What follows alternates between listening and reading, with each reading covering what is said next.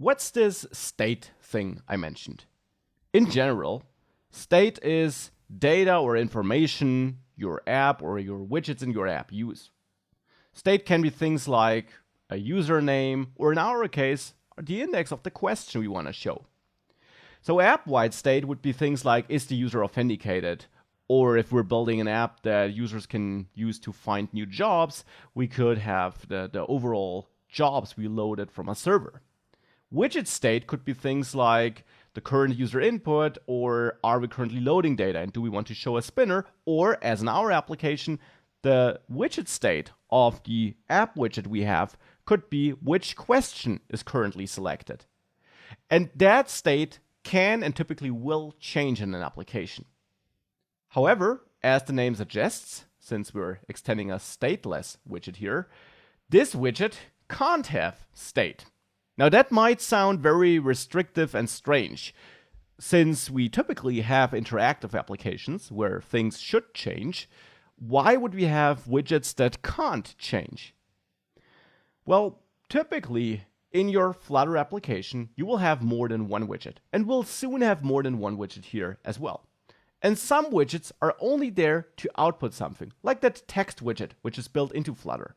This is a widget which has no state in it. It gets the text from outside passed in. That is passed in when the widget is created, so it never changes whilst the widget is there. And it just outputs the text. It does nothing else. It doesn't react to clicks on the text or anything like that. Therefore, text would be a perfect stateless widget, and indeed it is. And a lot of the widgets are only concerned with outputting data with certain styles, certain colors, or in a certain structure. Some widgets, however, need to change data. Like our app here, we want to change that question index. And for this, we can convert that stateless widget into a so-called stateful widget. The difference between stateless and stateful widgets is that in a stateless widget, we have our widget and the build method, which is used to render the UI. Now we can pass in data from outside into the stateless widget through the constructor of that class, so of the widget class. We'll do this later too. And this data can change, and actually Flutter would rebuild that widget when that external data changes. But inside of the widget class, the data will never change. We can only receive new data from outside, and that will basically rebuild the widget. Now, a stateful widget also has a build method that builds a widget and that renders a UI, therefore. But here, we can also get our input data, so data passed in through the constructor of the widget class. But we also can have some internal state, and that's the core thing here. And this widget will get re-rendered, so the user interface will get updated by Flutter whenever either that external, that input data changed, or when our internal state changed. That's the core difference. And here we really just have a My App widget, which doesn't take any input data, so it doesn't even take that. But it certainly can't have internal data, internal state, because it's a stateless widget. Now, how can we turn this into a stateful widget now?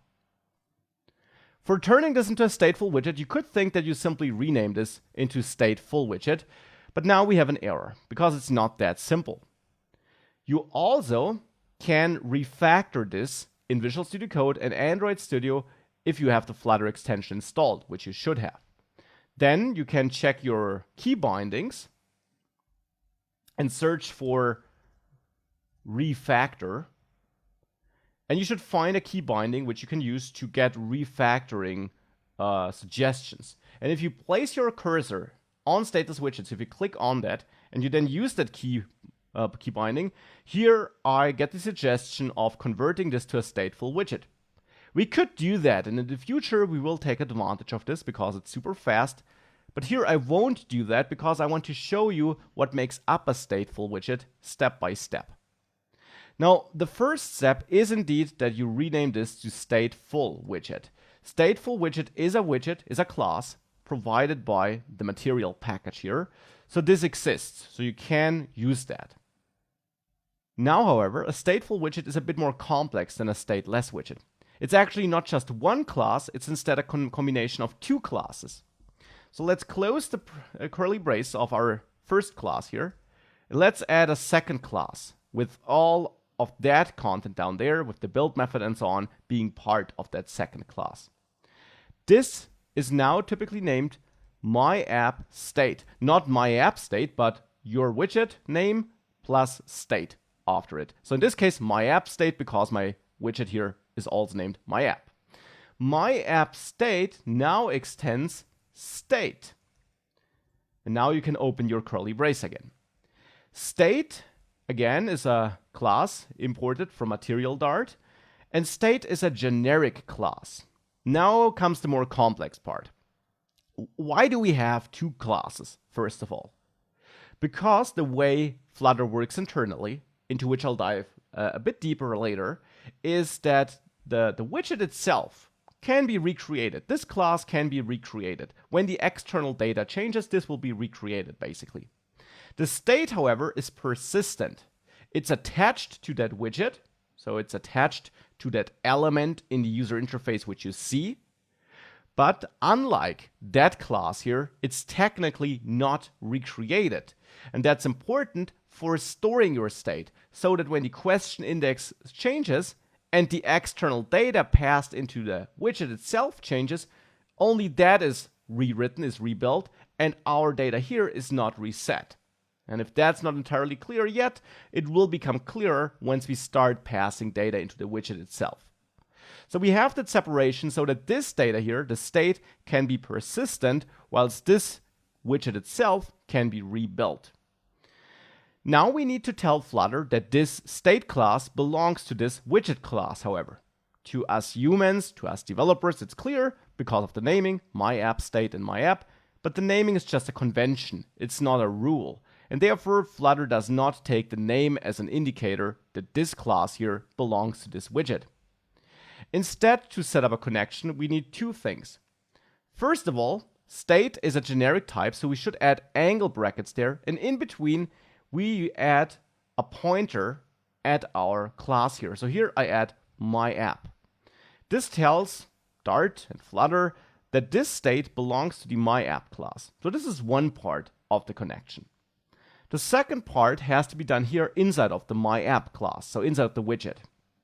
There, we have to add a new method, the createState method. Now here I get a suggestion by my IDE, and if I hit enter, it automatically adds it for me.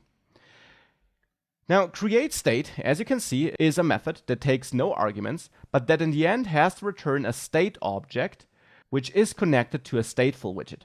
Now that's exactly what we have down there. It's an object that's of type state in the end, because it inherits from state, and that is connected to myApp, which is a stateful widget. So here we want to return a new myAppState object. Here we create a new object based on that class, which also knows about this class, and therefore we now connected the two pieces, the two classes from both ends. Here we also have override again, because createState is a method provided by stateful widget. It needs to be overwritten, and again, to be clear that we are doing this deliberately, we add override here. Now we have that connection set up from both sides. And now with this change, the build method is now inside the state, not inside the widget, because the state holds the data that is used by the build method. With this now changed, and nothing else changed, if we now save this, and we restart our application, because if you do such a transformation, hot reload typically doesn't work, so you need to do a full restart with that green arrow here, or the shortcut which it shows there. Now with that, if you go back and you click answer 1, please watch the what's your favorite color text.